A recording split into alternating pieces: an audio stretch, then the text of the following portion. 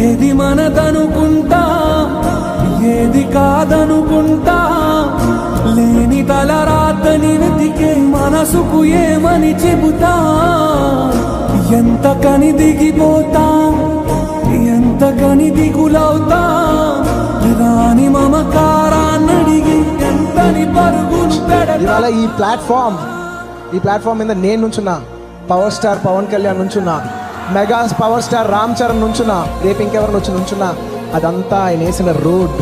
Car తోలేవాడు గొప్పడు కాదు, road వేసినవాడు గొప్పడు. ఎవరికైనా fans ఉంటారు, నాకు మాత్రం ఆర్మీ ఉంది. ఇవాళ నేను ఈ స్టేజ్ లో ఇలా నుంచున్నానంటే ఎవరు లేకుండా అది కేవలం మీ వల్ల. Thank you. సినిమా ఇండస్ట్రీలో ప్రతి వాళ్ళకి తెలుసు, ఒక పెద్ద సౌండ్ వచ్చిందంటే అదేమి లేదు, కళ్యాణ్ బాబు ఎంటర్ అయ్యి ఉంటారేమో అని అందరికీ ఫిక్స్ అయిపోయి ఉంది.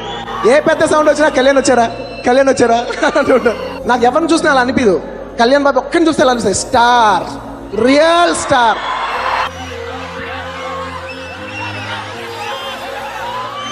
చెప్పను బ్రదర్, మెగా అభిమానులకి నేను ఎక్కడి నుంచి వచ్చాను నాకు గుర్తుంది, ఇప్పుడు నేను ఎక్కడ ఉన్నానో కూడా నాకు గుర్తుంది.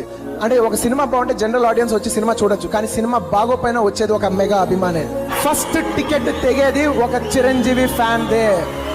అభిమానులకి అంటే మెగాస్టార్ చిరంజీవి గారి అభిమానులకి, పవర్ స్టార్ పవన్ కళ్యాణ్ అభిమానులకి, నా అభిమానులకి, ఇప్పుడు వచ్చిన మన చరణ్ అభిమానులకి, ఫ్యూచర్లో రాబోతున్న అందరి అభిమానులకి మనస్ఫూర్తిగా నేను నిజంగా మీకు మాటల్లో చెప్పలేను, నేను మిమ్మల్ని ఎప్పుడు గుర్తుపెట్టుకుంటాను.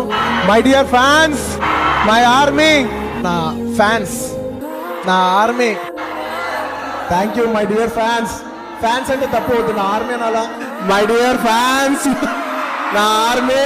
నా మీద నాకే కొంచెం సిగ్గేసింది, అదేంటి ఈ వయసులో మనకు ఆ మాత్రం మెచ్యూరిటీ కూడా లేదు అంటే ఇప్పటికీ లేదనుకోండి.